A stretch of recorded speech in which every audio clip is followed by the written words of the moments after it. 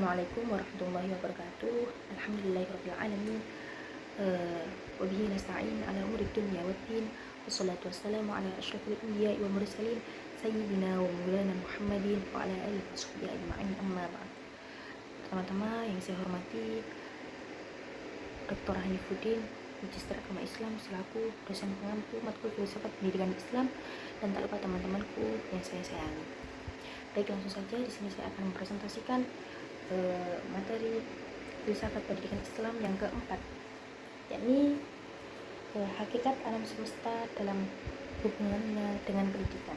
Jadi saya di sini sudah berbekal dengan peta imajinasi sesuai dengan arahan Bapak Hanif, dan di sini ada 1, 2, 3, ada 3 poin yang akan kita bahas. Yakni langsung saja ke yang pertama, hakikat alam semesta. Dan saya menuliskan beberapa kata kunci yang ada di sini. Saya tidak menuliskan semuanya karena ini judulnya peta imajinasi, jadi hanya inti-intinya saja. Yang pertama, alam sama dengan yang ada di langit dan bumi. Jadi hakikat atau apa sih sebenarnya makna alam semesta? Jadi alam sendiri itu berarti apa-apa saja yang ada di langit dan bumi. Mohon maaf sedikit berisik karena saya tag-nya jam 12:30 malam. Baik, langsung saya lanjutkan. Alam adalah apa-apa saja yang ada di langit dan bumi. Jadi alam itu adalah semuanya yang ada di langit dan bumi. Jadi ya meteor, bumi, Jupiter, atau misalnya yang ada di bumi ya yang tadi itu yang ada di langit. Kalau yang ada di bumi itu seperti ya adanya manusia, hewan, kemudian semuanya ya itu adalah satu kesatuan dari alam.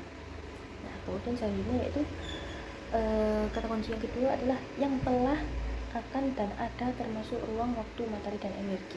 Nah, ini juga kata kunci dari arti alam semesta. Semesta itu mencakup semuanya yang ada di dunia ini. Bukannya ada di dunia, semuanya.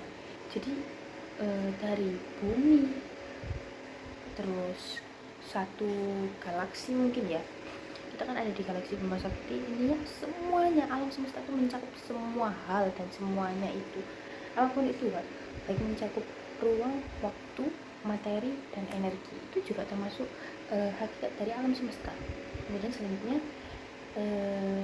alam itu diambil dari bahasa Arab yaitu al-a'lam, yang berarti pengetahuan. Jadi masih ada kaitannya dengan pendidikan, yang berarti pengetahuan pendidikan. Kemudian kita akan masuk kepada poin yang kedua, yakni tujuan adanya alam semesta. Jadi di poin kedua ini, apa sih tujuannya diadakannya alam semesta ini? Jadi kenapa Allah itu menciptakan alam semesta ini? Kenapa Allah menciptakan kita, menciptakan manusia? Kenapa Allah menciptakan hewan? Padahal pada zaman dahulu Allah hanya menciptakan tumbuhan, hewan, dan makhluk yang tidak kita lihat, dan yang lain-lain. Intinya belum ada manusia, dan sebenarnya manusia tidak tercipta, tapi karena Allah ingin menciptakan, bahkan ketika kita akan diciptakan, kita akan dibuat oleh Allah itu, malaikat dengan Allah itu sempat berdebat. Kemudian tetap Allah yang menang karena Allah adalah penguasa, pencipta, Allah adalah yang Maha Esa. Karena kenapa berdebat? Karena malaikat pada saat itu mungkin sudah mengetahui bahwa sifat manusia adalah merusak dan akan merusak segalanya.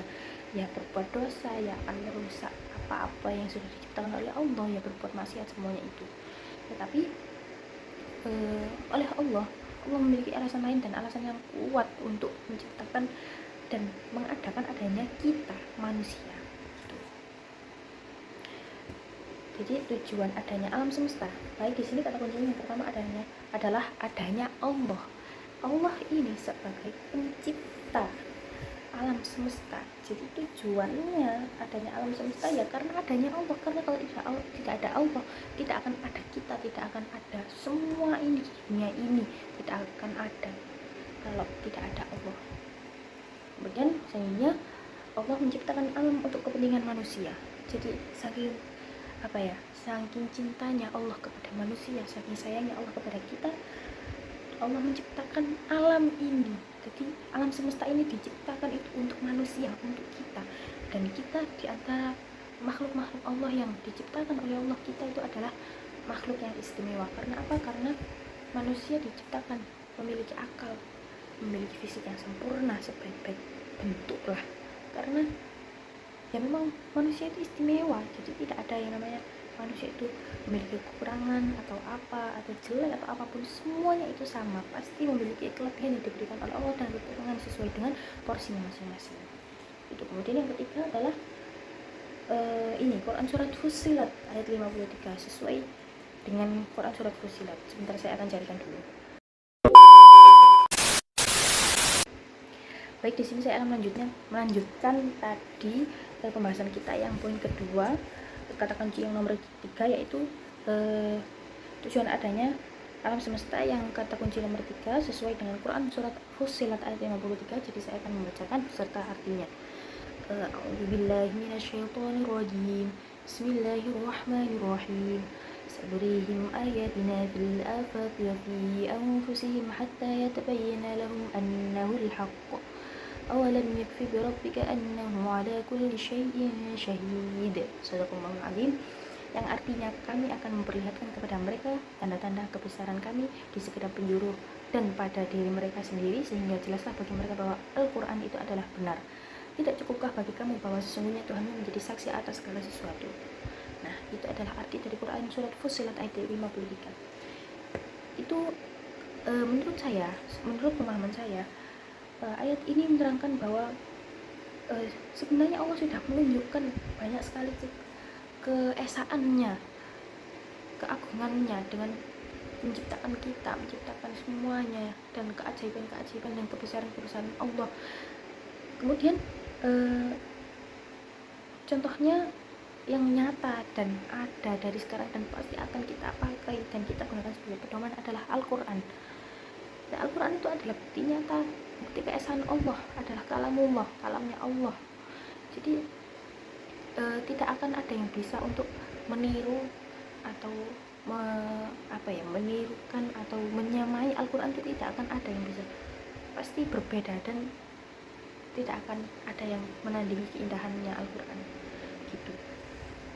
Baik, kemudian kita langsung masuk saja pada poin yang terakhir, yaitu korelasi dengan pendidikan. Jadi apa yang berkaitan dengan pendidikan? Saya di sini hanya menuliskan satu kata kunci, yaitu Allah mendidik, memelihara seluruh alam. Jadi Allah itu sebenarnya sedang mengawasi kita, menyayangi kita, saking sayangi kita dibuatkan alam semesta ini, dan kita juga masih dididik juga, padahal sudah disayangi begitu sayangnya. Jadi Allah itu mendidik, memelihara seluruh alam. Seluruh alam itu berarti beserta kita, dan tumbuhan juga, dan hewan, dan semuanya yang ada di dunia ini itu dirawat sama Allah. Jadi mendidik Allah mendidik itu dengan mungkin memberikan kita cobaan-cobaan, ujian-ujian yang ada dalam hidup. Itu adalah sebuah bentuk mendidiknya Allah kepada kita. Kemudian yang kedua yaitu memelihara. Bagaimana memeliharanya Allah? Dengan kita ini tadi, diciptakannya kita dengan bentuk sebaik-baiknya, dengan kesehatan fisik, kesehatan jasmani, rohani, kebutuhan yang alhamdulillah cukup lah. Kemudian kita diciptakan intinya dengan sebaik-baiknya. Itu sudah kelihatan banget kalau itu Allah itu bentuk memeliharanya kita tuh seperti itu. Dan kita diberikan akal untuk berpikir, itu juga sebuah hal yang bisa kita lihat bahwa Allah itu sangat sayang dengan kita. Tinggal bagaimana kita itu membuka mata dan melihat kasih sayang Allah tadi. Nah, kemudian ini ada satu lagi saya lupa. Pendidikan Islam sama dengan instrumen kunci. Jadi pendidikan Islam, pendidikan adalah sesuatu hal yang pendidikan itu saya lupa pengertiannya apa intinya, tapi saya paham pendidikan Islam itu adalah instrumen kunci, yaitu sebuah kunci untuk semuanya. Karena dengan adanya pendidikan kita bisa melakukan apapun jika kita memiliki mempunyai dan bisa mengimplementasikan pendidikan itu, maka kita akan bisa melakukan apapun. Dan pendidikan itu sangat penting karena pendidikan itu mencakup semua hal, apapun itu.